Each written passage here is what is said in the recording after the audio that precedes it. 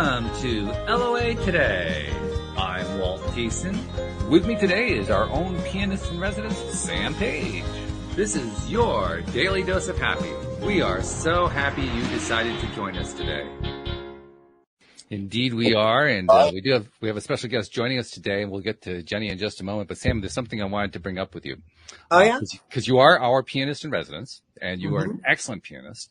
And I've been learning stuff just by listening to your performances and so forth. I want to ask your opinion on something that I've been doing. I think I know what you're going to say, but I want to see I'm guessing a certain way. I'm trying to see if I'm right about it. I have been experimenting with, as I've been playing, recording myself, not because I want to distribute a recording, but to hear how I sound. Oh, okay. Yeah. That's as like a learning technique, to basically play back for myself. This is the way it's actually coming out rather than just what's going on in my head as I'm trying to hit the keys. Yeah, for sure. That's definitely an effective way to practice and such, because it's like a different perspective and you can just kind of listen to yourself without worrying about, am I playing this correctly as it's coming out? So that's very good. It's amazing too, because when you do it, you play it back, you say, oh, I didn't think that came out that way at all. Right. It's very interesting, and it broadens your perspective. Yeah. So you actually do that then? Yeah, definitely. Yeah. Especially, did so more when I was younger and learning and such, but still something I do in present day. Yeah. Yeah. That plus, metronome work, to me, that combination is powerful.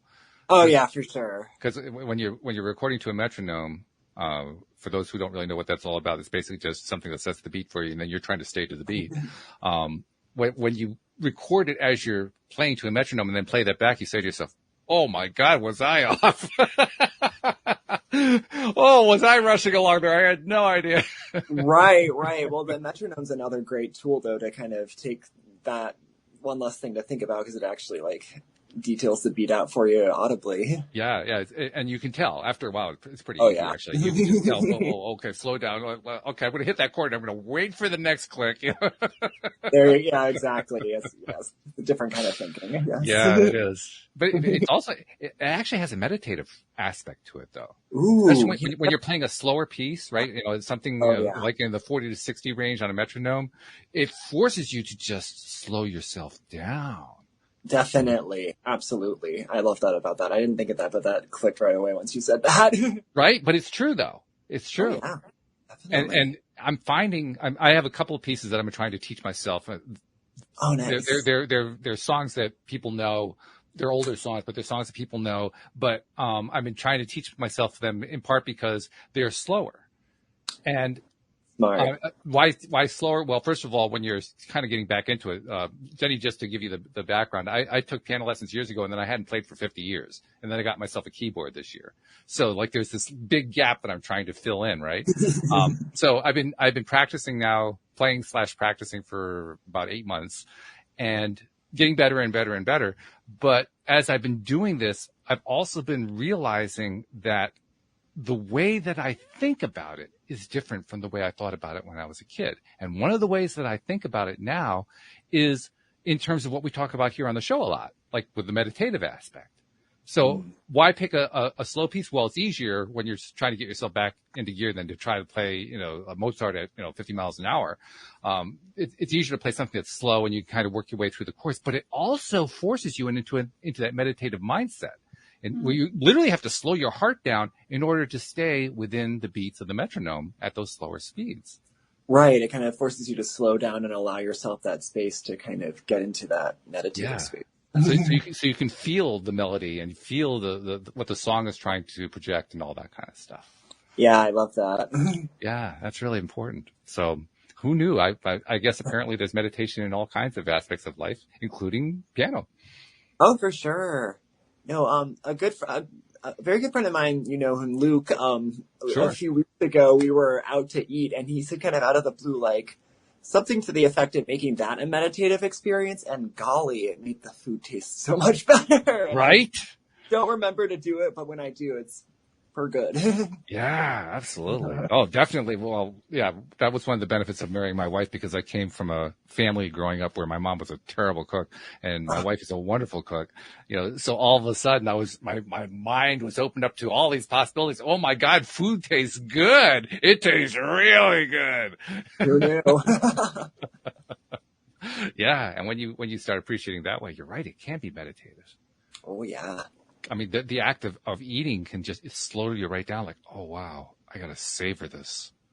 Definitely. It's just so good. It's just taking over my taste buds. It's taking over my awareness. Oh wow. The little things. I love it. Well, I'm sure our guest can actually give us some more insights on this. So let's bring her in. Her name is Jenny Lytle. And Jenny, as you were listening in there, before we even get to who you are, when you think about meditation and mindfulness, do any particular life experiences come to your mind? Well, it's funny that you mentioned that, and especially about the food. The food really caught me. I like food. And I'm not a huge fan of cooking. Love eating, not a huge fan of cooking. Yeah, right. But my youngest son, he just turned 21 last month, and he is a great cook. Ooh. And he definitely puts more time and love into it. He jokes that everything I make, I'm like, well, as long as it's quick and easy. Yeah. and he's like, Mom, you got to stop with the quick and easy. But he really gets into it. And I just came back from a mission trip last week. I went to Jamaica for a week, and that was a very meditative experience in its own way, because I had to slow down, and it was incredible. It was wonderful in so many ways, and just the being in nature and excuse me, and all of that, just really having that time. It reminded me of how busy I'd let life get, and even though I talk about stress relief and self-care, it's, you can talk about things and still not practice them real regularly. It's easy for those kind of things to creep up on you. Oh, yeah. That's so easy to do. It is. And that's one of the reasons why I love, working with women on this, because it reminds me to keep doing it. But my son, when I got home, he had made me, I'm gluten-free, and he had made me this amazing, pumpkin pie from scratch. The crust, and usually gluten-free crust. I don't know if you're familiar with gluten-free stuff, but a lot of times it's not quite the same. There's a lot of things that are, but crust is a little iffy. This was incredible. Non-gluten-free people were like, oh my gosh, this pie is so good. Not even realizing that it was gluten-free. And I was like, yeah, you're only getting a small piece because it's mine. But, it was just such and I'm a nurse too. So I'm used to eating quick and when I can and all of that. And yes, it was definitely a pie to savor, and it was a very meditative experience. And he's planning on making a couple more, and I kind of wish he wouldn't, because I can't say no to them. That is fair. They're so good. They're so good. So now, yes, I am totally, the whole time you were talking, I'm thinking about pumpkin pie. Understandable. Yeah. But I love that you're, it sounds like Sam, you're definitely, quite the musician, and Walt, really that you're revisiting, things from your childhood, and just that, it's, sometimes that's so different than when we were younger. I'm finding it, unlike when I was a child, it's very relaxing now.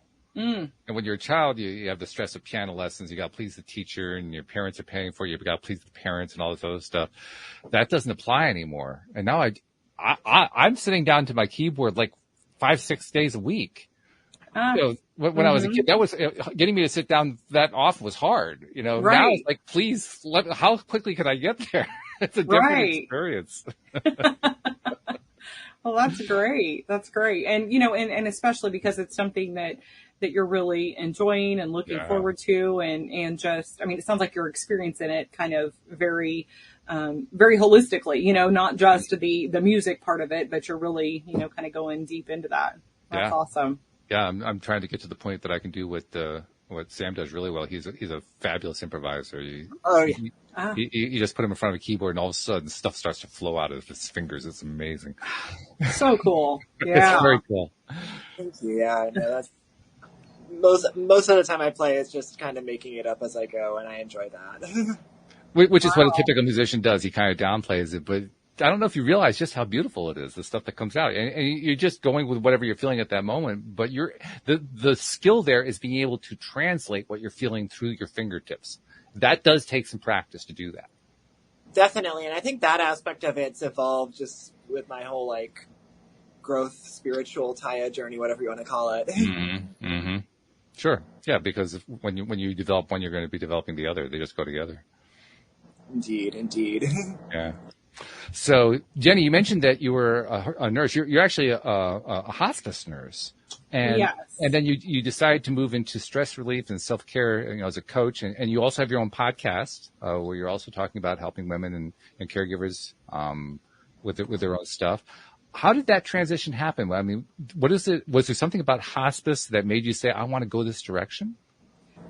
Yes, ish. So, so I have been a nurse for 28 years this month. Wow. I know, isn't that amazing? I mean, Yeah. how can that be when I'm only like 32? But Love it. but for 16 of those, I have worked in hospice and end of life care. And it was something that I kind of fell into. My best friend's dad at the time, he was diagnosed with terminal cancer, and he came home and was, given 2 weeks to live at one point, and came home on hospice. And I knew of hospice, but I thought that it was, that it was only for cancer patients, and it was for somebody that was, dying right then. Mm-hmm. And they were a pretty non-medical family. Mm-hmm. And so I just kind of stayed there for those couple of weeks. And in retrospect, like now that I know what I know, it really wasn't a incredible hospice experience. But to me, I was just like, wow, this is so cool that he's able to, be here and be at home and be surrounded by people and, and still go out on the porch and smoke because he was a smoker. And, I mean, what difference does it make, in those last couple of weeks? And so it was just such a cool thing to be able to see that and see, cause I'd worked primarily in like nursing homes and things like that. And so I, very shortly afterwards applied and got hired at the hospice agency that he had services through. Mm-hmm. And I loved what I did. It was the first time that I had really loved nursing.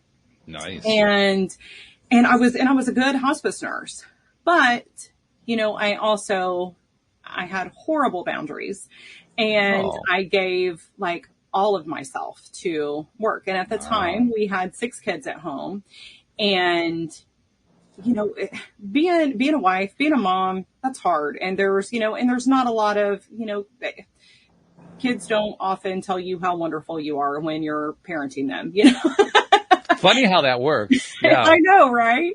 And so it was very easy to go to work and kind of dedicate everything to that, because everybody told me how great I was and how helpful I was. And so it very much became my identity. And, and I felt like, I was able to justify that because, these people were dying, and so they only had a limited amount of time, and I had all of this time with my kids. And so I had started when the youngest 2 were, I had been home with them, and then they ended up going into preschool and daycare for the first time so that I could start there. And I knew that, I'd done a variety of different things there at my hospice company, and there were a lot of things that had changed, and it wasn't as rewarding, as fulfilling as it had been. There were some things that, that I didn't necessarily completely agree with. But the patient care was always great. And so I was able to kind of, stay there. But it really got to a point where I realized that was not what I was meant to be doing anymore. That's interesting. Let me just interrupt for a second. That's really interesting, because you start off with, wow, this is great, I'm loving it. And then you outgrew it. Yes. Which is a good thing. That means right. that you are a growing human being. Right. But how wonderful not only that you experienced and got to experience the thing that you loved, but you also got to experience, I'm ready to move on. Right. But at that time, like I knew I was ready to move on, but it was also very much like a family, you know, kind of a dysfunctional family that I started when it was a small company. And, you know, I mean, some of my best friends were there, and it was tough to really make that decision to leave. But I realized that my kids that I had all this time with were getting ready to graduate from high school. Mm-hmm. And, you know, that I had missed a lot of that time. Yeah. And I knew something had to change. Okay. All right. So there were a number of factors going on. Mm-hmm. Absolutely. Both for yourself and within your family. Yes. And often the two go together. Now, you mentioned something very interesting in passing. I want to kind of return to it in terms of where you went with it. Because you mentioned that you had very poor boundaries. Mm-hmm. I know in order to become a coach, you can't stay in that state. You have to learn how to have good boundaries so you can help other people with that kind of thing. But tell us a little bit about the journey and specifically how you ended up gaining boundaries.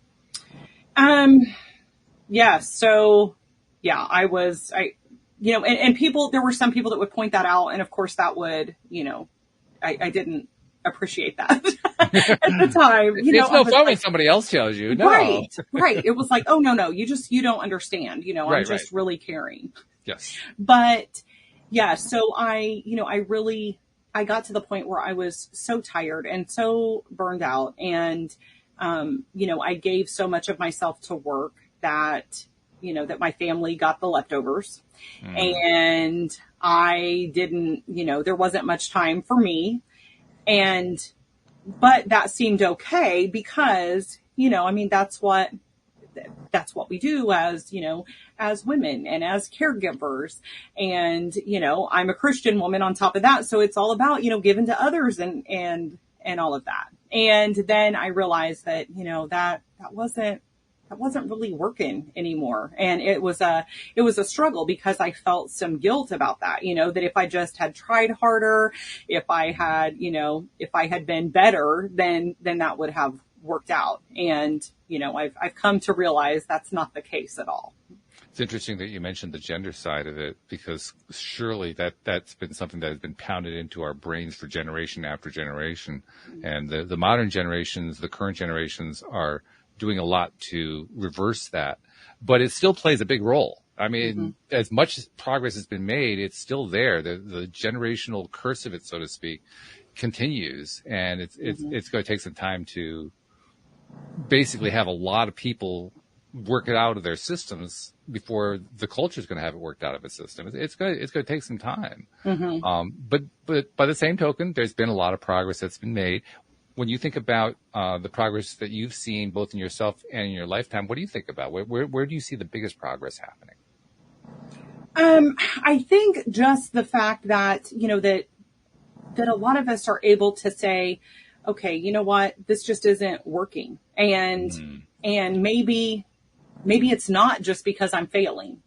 Yeah. And it's, you know, just to have that little bit of dialogue about, you know, you don't have to completely neglect yourself to be able to care for others. And, you know, I go back to the whole thing about, you know, pouring from an empty cup or putting your own oxygen mask on. It's, you know, and it's very cliche, but there's a reason. It's because you really, you know, you can only give so much for so long when you're not taking care of yourself.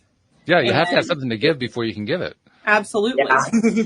Right. And especially if you're going to do it with a good attitude, you know, especially then, yeah.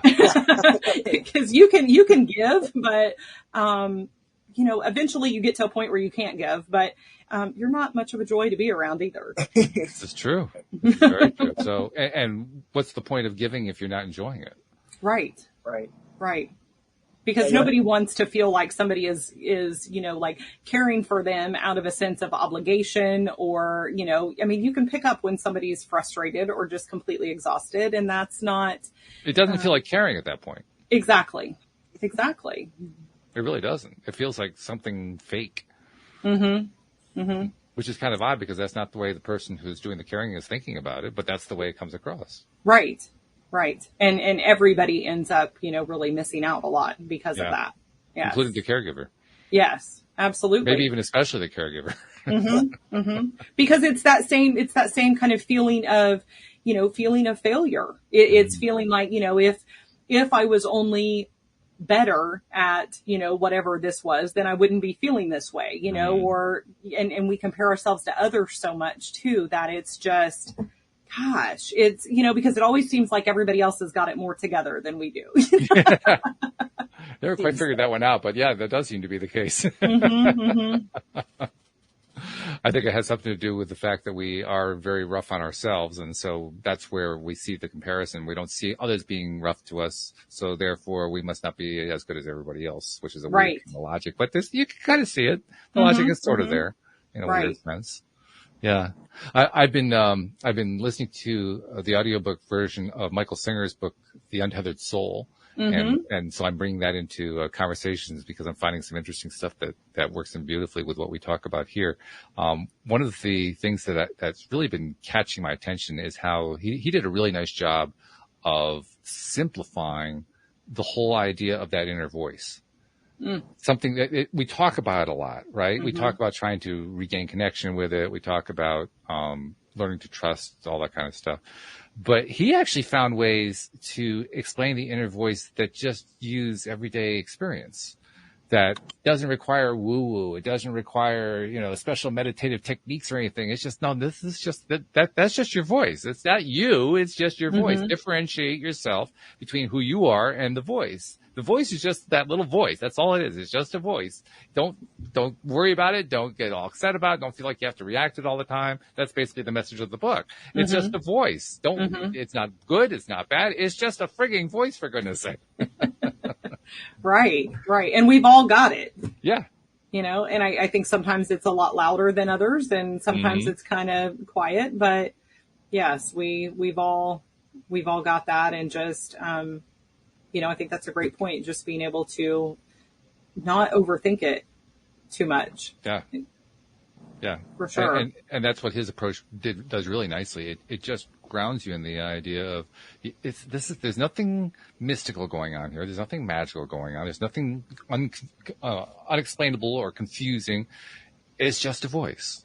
Don't need to give it any more attention than that. We don't need to give it any more labeling than that. We don't need to give it anything else. Just recognize that it's a little voice and it's just there. And you don't have to pay attention to it. You don't have to listen to it. You can listen to it if you want to. Just be careful because it's not always going to lead you where you want to go. Right. But, it's just a voice. It's all it is. And the reason I think that's important is that there's a differentiation that goes on here. There is that voice in the head, but there's also the voice in the heart. The voice in the heart gets harder. It's harder to hear at first. I had a lot of trouble finding that voice in the heart. I had, let me tell you, a lot of trouble, like years worth of trouble, despite all the guests that I would talk to and the experts I would talk to who were helping me to, I just had a hard time making that connection. And to a certain extent, I'm still challenged with dealing with it, but I'm getting better at it. The things that I have found made a difference for me was learning what the differences are between the voice in the head and the voice in the heart, because they sound similar. They sound very, very similar. And I'm curious to know what your take is on how to differentiate. The one thing that I think made the biggest difference for me was when one of my co-hosts pointed out to me that the voice in the heart is the one that feels good. Yes. And that's kind of exactly what I was thinking. I feel like the voice that we get in our head is very much a voice of comparison, of shame, of judgmentalism, and all that stuff. Yeah. Just all of those, shortcomings that we have.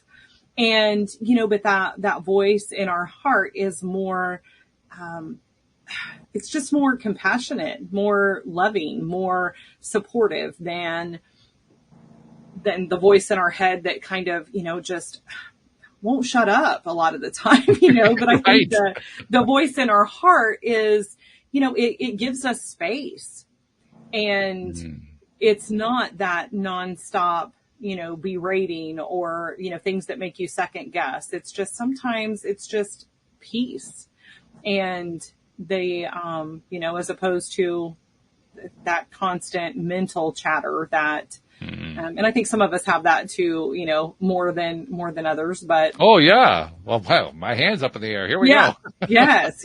I mean, you know, I just feel like I have this kind of, you know, nonstop and so it's, you know, kind of being able to tune that out sometimes and every now and then kind of check in and, you know, kind of see, okay, is there anything here that I need to give much thought to? And, you know, are there things that I can learn from that? But, you know, and kind of doing a little reprogramming there, but just not given, like you said, not giving it too much thought, too much time and attention. Yeah. Yeah. That's really the best part of the secret, so to speak, of how to deal with a voice. You deal with it by just don't deal with it. Stop giving it the energy. That's a great point that Singer made too. He says the more energy you give to it, the more energized it becomes. Not surprisingly. Right. I mean, when you say it that way, it's like, oh, well, yeah, that's obvious. But we don't think, when we're dealing with it, we don't think about it in that way, right? We don't think about it in terms of, if I give this more attention, it's going to get stronger. No, we just, what's that voice? No. Hey, I take issue with that voice. No, voice. Well, I get what you're saying. Yeah. And you know, you're right. That's where you're giving it the energy. We don't think about that. Yeah. It's that whole, what you focus on grows thing. Yeah. You know? Yeah. It's an amazing thing, but it also illustrates just how powerful we are. Absolutely. I agree.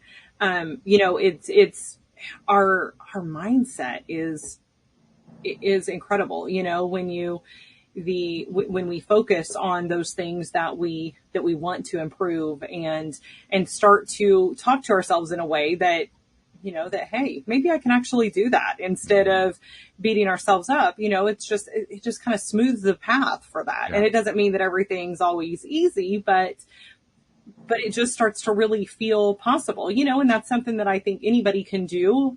But it does take some effort, some intentionality, some work, and definitely some practice, you know, I mean, like any skill. Piano. Like piano, yeah, absolutely. It's very true. I haven't gotten through the entire audiobook yet, so I'm not sure what comes at the end of it. But one thought that did come to my mind as I was listening to what he was saying is it is possible to get the voice to shut up. There are a number of ways you can do that. I did it with mirror exercises. There are a number of ways you can do it. And I realized that what they all amount to, all the different techniques amount to, is gaining self-confidence and self-love. The more self-confident you are, the more self-loving you are, the less the voice talks. Which is an odd thing. Yes. But I mean, isn't that beautiful? It is. I mean, just something, we're going to be hearing something in our heads all the time. And we have the power to choose whether that's going to be primarily positive or primarily negative. Well, also, I mean, the kind of the point that I was making is the more that we build the self-confidence, we actually can turn the voice off. I've been able to turn it off for long periods of time. And then it comes back, it's like, oh my goodness, where have you been?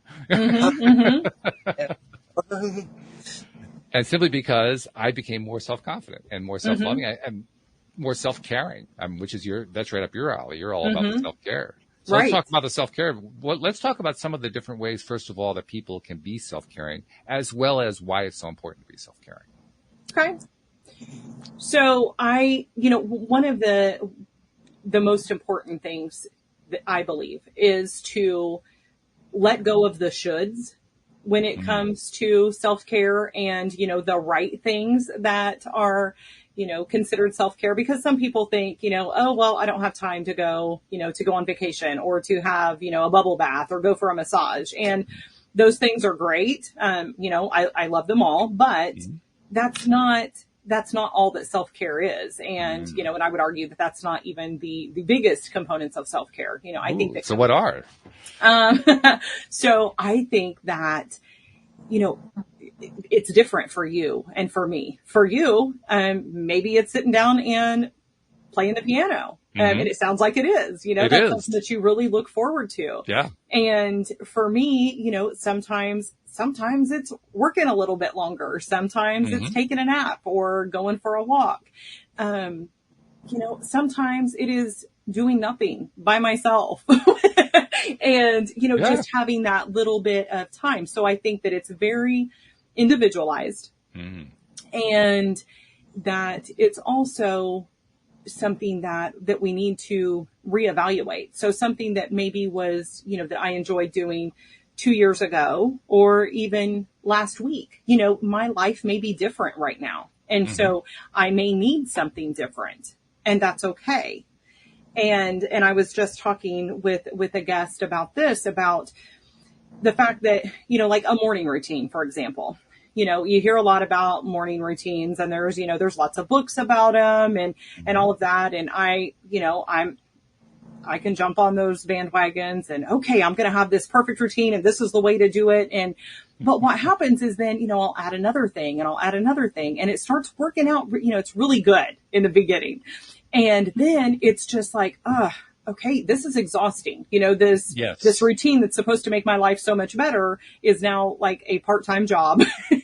Yeah. And, but then it's, but I can't just quit because that's what they say I should be doing.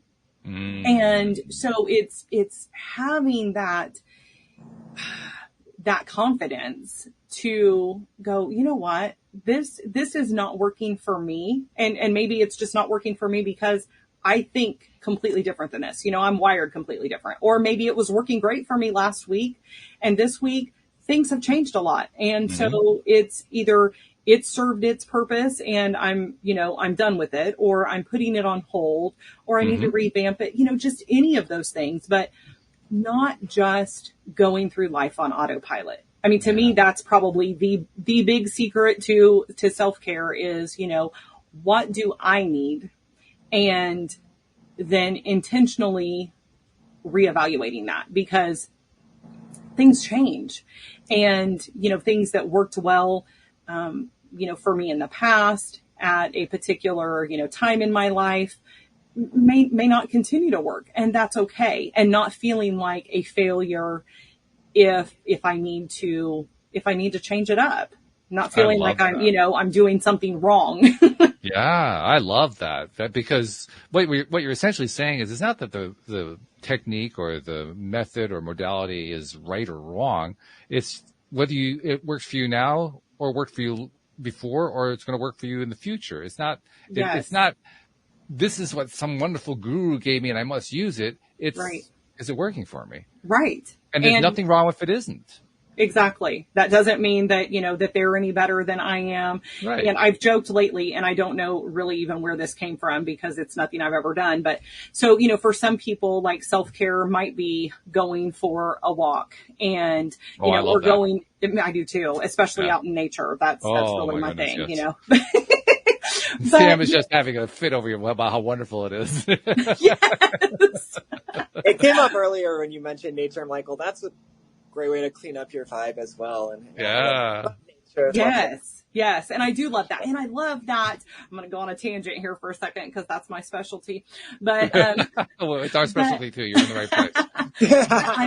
I feel like it kind of like ties so many things in together. It's like multitasking that actually works is being like going for a walk. So you're getting some, some physical movement, and then you're like out in nature. And so you're able to kind of have that meditative experience, and, you're actually getting some fresh air, and you're, you got the sunshine. And so you've just got all of these things. And then if you, especially if you like put the phone down for a bit and you're, you're engaging all your senses, or I like to do what I call photo intervals.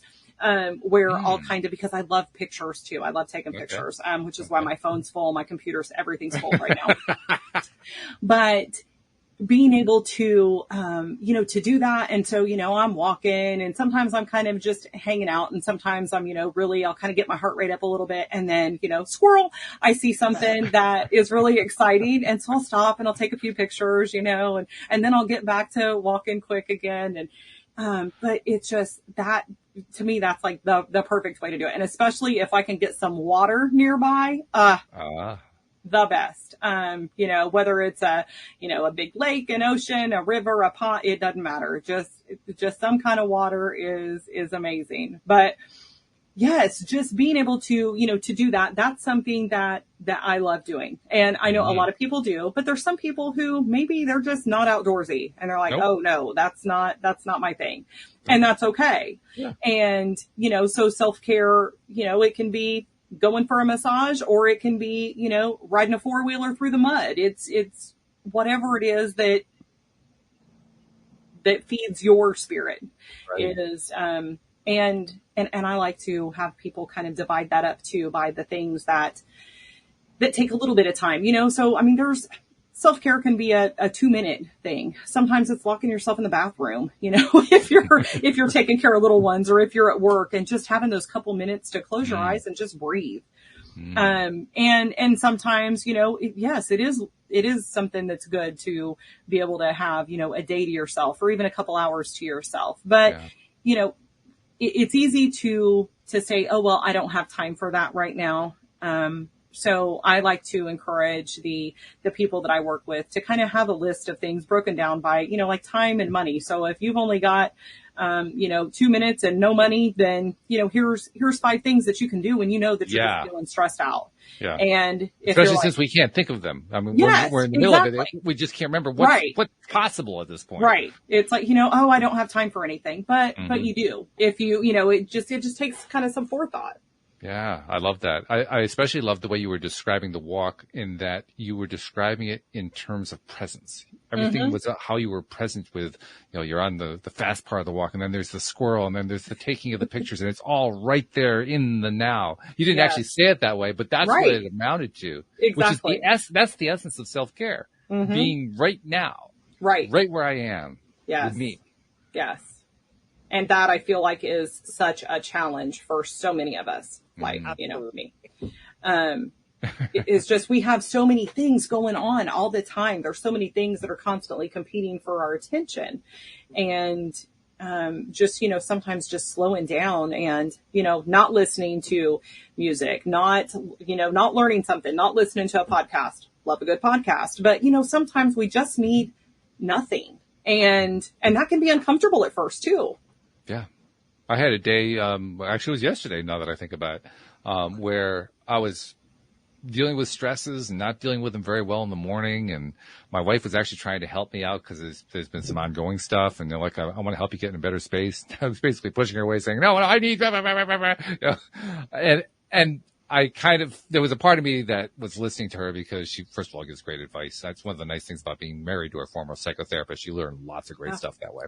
But besides all that, there was also the other part of my mind that said, do you realize what you're saying? Do you realize what you're doing to yourself? Not only how you're reacting to her, how you're reacting to yourself. So those two pieces, somehow, I don't even know exactly how I did it, but somehow I decided to take the afternoon off. I just kind of fell into the mode of it, which was the best thing I could have done, because it was basically disconnecting me from all that stuff that I was reacting badly to. Yes. Yes. And so how did that feel? It felt great. Yeah. By the way, there was a lot of piano playing. Awesome. Very cool. Yeah. And when I was done, what I realized that I had essentially done is I had managed somehow, I wasn't quite clear how I did it. Usually I'm more intentional about it, but not yesterday. Somehow I just kind of slipped into self-care and living in the now without having to actually think I'm now going to do self-care and live in the now. I think that's the product of just, practicing over and over again. Yes, absolutely. And I agree. I think that, there's things that, I still fall into those same, I realize that I've gotten overbooked and I've gotten too busy and, I fall into that too. I just recognize it more quickly and I'm able to pull myself back more quickly. And, it's come with practice. It's come with a lot of work and a lot of, intention. And then, it's kind of my natural state to, I want to do everything right now. And so, and then I get those reminders that, I can't do absolutely everything all at the same time. Well, it's also the reassurance that if you do the work, if you're working on yourself over an extended period of time, it does get easier. All of a sudden, things come along and you just kind of slip into it. And you don't even know how you did it, but you did it. And it was the one thing you needed to do more than anything else. Right. And you don't feel that guilt. You don't have to question it. You just know this is what I need to do right now. Right. And that's what I just did when I came back. I started doing the podcast and then I realized that, okay, I was having a lot of great response, which was wonderful, but there's other things that I want to do too. And so I realized that I'd let myself get overscheduled. So I kind of, I was like, okay, well, going forward, I'm going to not do things on Mondays or Fridays. And then I realized, okay, I still need to cut down a little bit on that. And when I came back, I was like, I've got a lot of things already scheduled, and I've got some more ideas for some things that I want to work on. So I'm going to, kind of block out my time for the next 2 weeks where I'm not adding any more interviews in the next 2 weeks, because I don't have, I've only got so many hours in the day, like all of us do. And so being able to focus on those things that are really important, and I feel no guilt about that. I honestly, I felt really good because I've learned to have some of those boundaries for myself, but that was not necessarily easy, but completely worth it. It is worth it, no doubt about it. I was reading the profile that you put together for hosts like me who are thinking about bringing you onto the program. One of the things that you wrote in there, which I found to be kind of interesting, I want to hit on this point a little bit.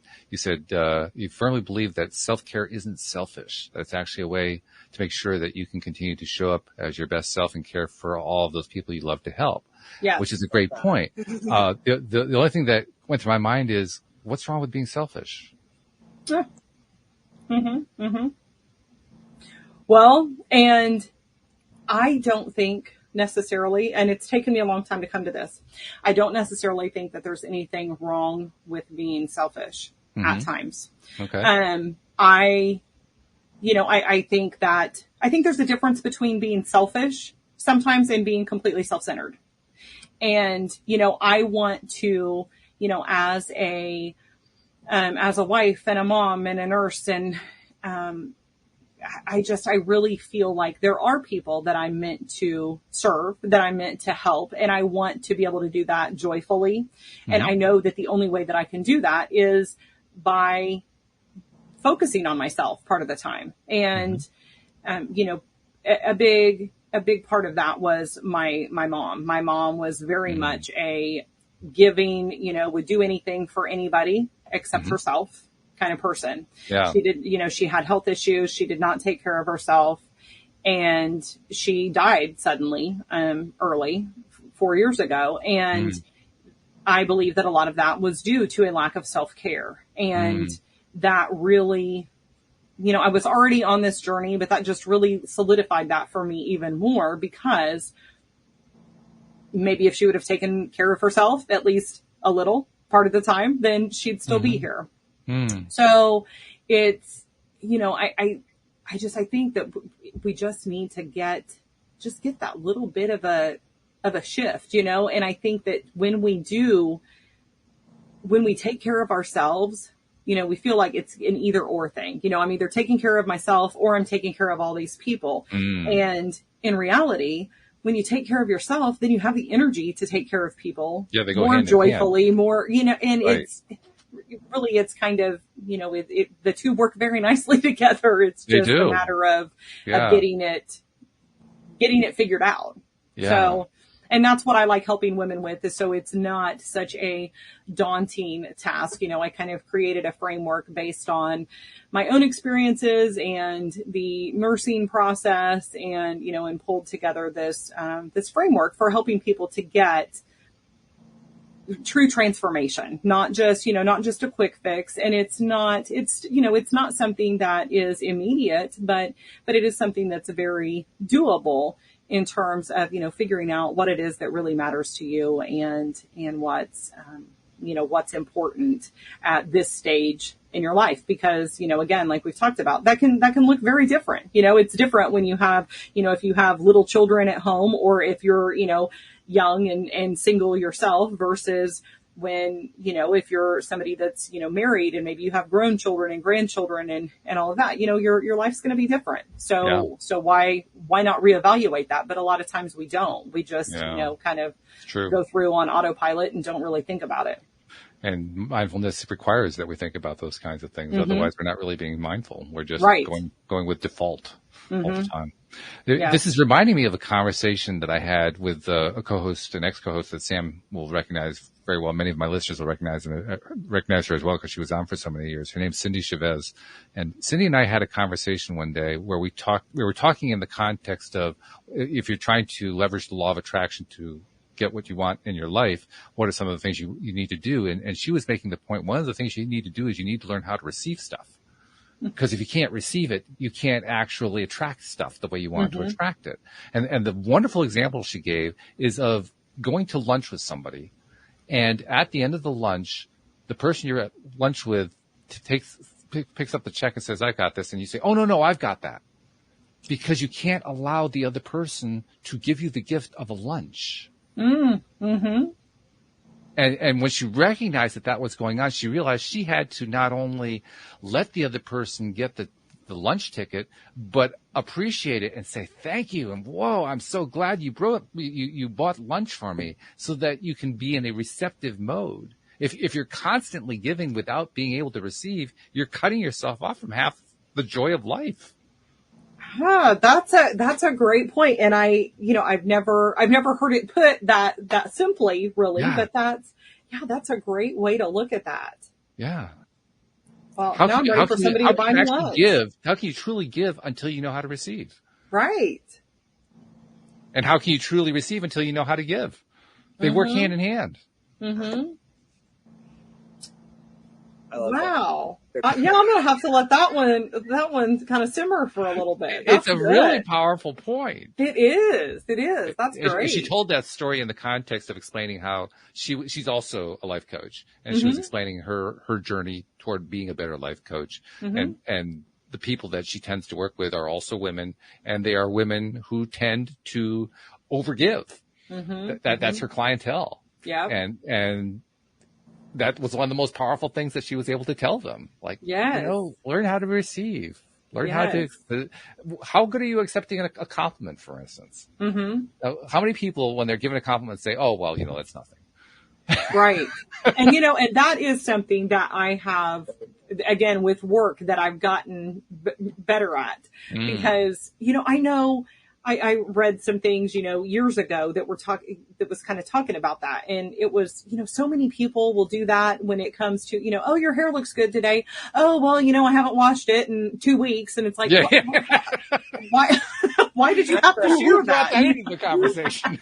Right. Okay. Well, your dirty hair looks good, it's just, but I mean, why do we feel like we have to do that? And just being able to say, "Oh, thanks." And I've tried to just randomly give people compliments, because there's sometimes when I'll see somebody and I think, there was somebody at Panera like a month ago, and she was just this young girl, and she was beautiful. She had these, big eyes, and she was wearing like, a t-shirt and jeans. It wasn't like she was all dolled up, and she was just naturally beautiful. And I thought, she's beautiful. And I thought, why am I just thinking that? And I said, "You are beautiful." And she was like, "Oh, that's so nice." She's like, "I really needed to hear that today." And she like got all teary about it. And I thought, why don't we do that? Cause sometimes I think not nice things about people, and I'm not proud of that, but I'm not going to tell them those things. But if I'm thinking something nice, why wouldn't I share that with somebody? Because when I have, almost every time they're like, "Wow, I was really having a bad day," or, I really needed to hear that. And so I think that's so beautiful, being able to do that, but the whole give and receive and lunch. Yes, that's awesome. I love that. Thank you. You're welcome. You're welcome. Well, the whole mentality of the entire bit of conversation we're having here is really all about the yin and yang of it. There is, without receiving, there's no giving. Without giving, there's no receiving. They go together. We have a tendency to separate them. They can't actually be separate. They have to go together. And and when we separate them, that's actually when we create dissonances within ourselves. That's when we create the controversies. On the other hand, the thing that is like the brighter side of it is the more that we learn to recognize this stuff, the less we have to use I'll call them staged practices. the various modalities and practices, and why don't you try doing the affirmations, do the journaling, nothing wrong with all those things. They're all great, but it's also so much cleaner when we can just incorporate something into our lives on a regular basis. And one of the easiest things to do is to appreciate something, because what that does is it starts to do that retraining that we're trying to use the journaling for, or the affirmations for, or the appreciation. It's just right there. We're just doing it right there in the context of life. Right. I honestly believe that's actually going to be more powerful than the processes. Mm-hmm. Mm-hmm.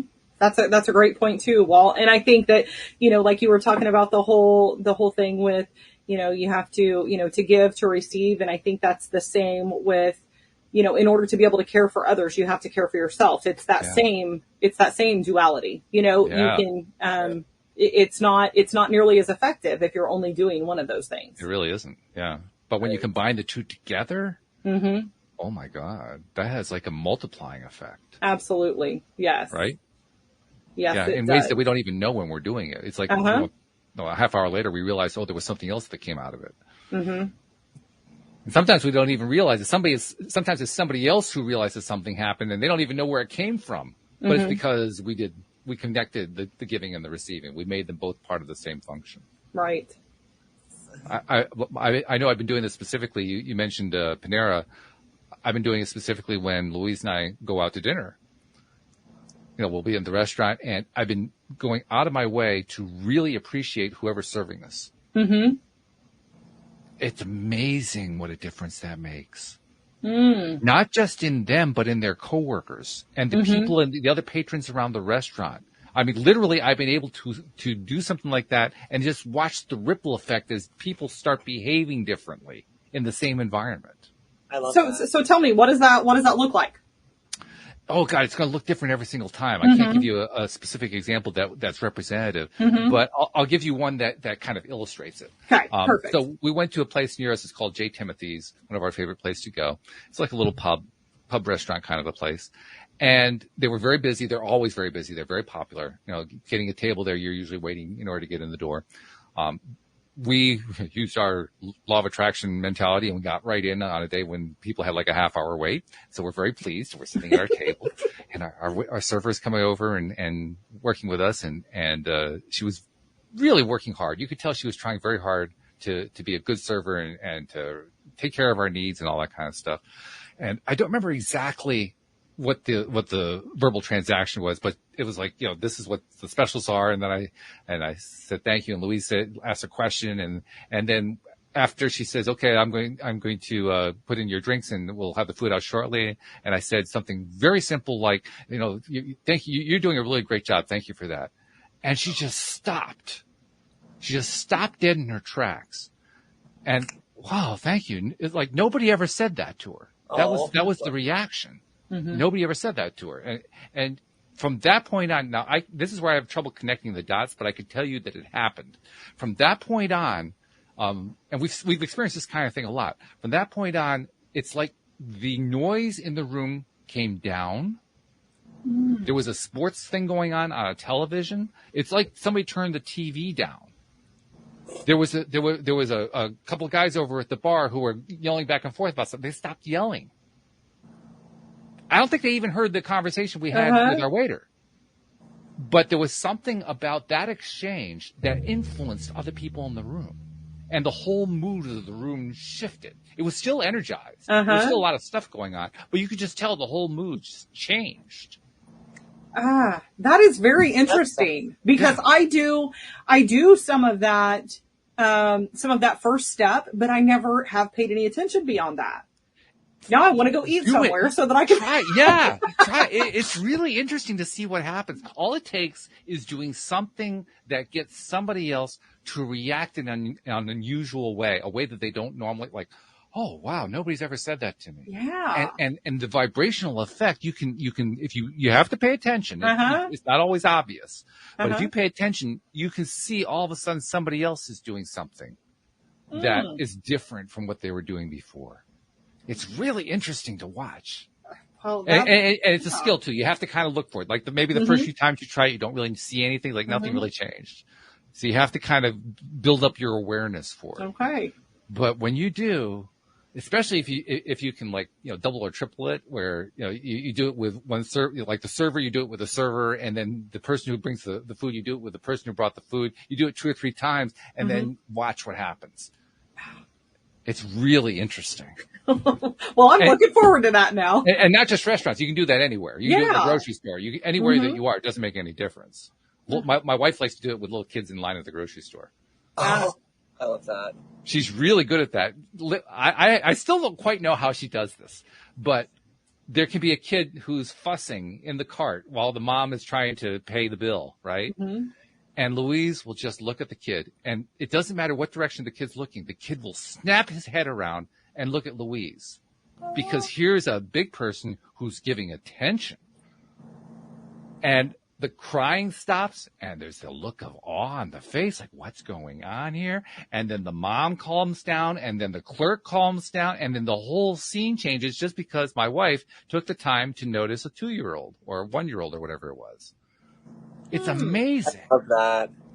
And she's so good at it. That's the part that really blows my mind. I mean, literally, it takes no work at all. All she does is give her attention, and I wish I got to capture it on film sometime. I got to capture it on a camera where she does it, and the kid's head literally snaps around to her. In the mid-cry, he's cry, snap. It's like that. Wow. It's really amazing. Fabulous. Just freaking amazing. Yeah. So. Well, thank you for sharing that. Yeah. I don't know why I even thought of that, but I guess it just goes to show just how powerful appreciation really is. Yeah. We just don't notice it. Right. Yeah. Oh, my goodness. Well, as usual, we have flown through an hour. It's just like, where did the time go? But we can't let you go just yet. We got to get some information from you. So tell people we were talking before the show, actually. You have a little booklet that you call 7 Days to Less Stress. Tell people about that and how they can get a hold of that. Yes. So I just put the finishing touches on that a couple of weeks ago, and it's just a nice, concise way to be able to figure out, hey, how I know that I want to decrease my stress some. I know that maybe I want to kind of look at how to incorporate some self-care, but I don't even really know where to start. And so it's a practical, work through it in half an hour, divide it up a little bit if you have to. And there's also a sneak peek of a couple of planner pages that there's going to be a planner coming out before too long. So there's a couple pages with that too. So, and you can go and get that by going to jennylytle.com/guide. All right, so we'll make sure we include a link in the show notes. I think you've also started to answer the second question, which is how do they reach out to Jenny Lytle? That's part of the answer, isn't it? Go to jennylytle.com. It is, yes. And, you can get the guide, and then you'll, keep up to date on some things that are coming up. And also, if you're wanting to just have a conversation and, just kind of talk over, hey, here's kind of where I'm struggling with things. I do complimentary consultations. And if you just go to, jennylytle.com and then just click work with Jenny, and there'll be a little, consultation button there. And of course that is, that's free of charge. So, and you can reach out to me on social media. I'm on, Facebook, it's Jenny Lytle. Everything's either Jenny Lytle or Jenny Lytle RN, or Becoming Your Best with Jenny Lytle RN if you're looking for like my Facebook business page. So Sam, I'd say she made it about as easy as you can make it. You put everything around Jenny Lytle, right? Works perfect. Keep it simple. So yeah, really good. So thank you much for joining us. Oh, and by the way, too, on behalf of those people who you have touched with your podcast, with your writings and so forth, who you'll never see, you'll never meet, I want to thank you for what you do on their behalf, because that's a form of gratitude we don't hear and we need to hear, because all of us who are in this space of being helpful to others, we need to hear this more often. So that's why I want to thank you for what you've been doing and what you continue to do for all those people that you'll never meet them, you'll never see them, but you've helped them in ways that are countless. Well, thank you so much. I really appreciate that. And thank you both for being here and giving me this opportunity and making it so comfortable. I was a little nervous about the whole live stream thing. You were great. You made it nice and easy. So thank you so much for what you're doing and everything you're putting out there. Thank you so much. We really appreciate that. And you know what I appreciate most of all, Jenny? What? I appreciate my podcast listeners. So thank you everybody who's listening, because you guys, you make this so worthwhile to do. We'll see you all next time here on LOA Today. Goodbye, everybody.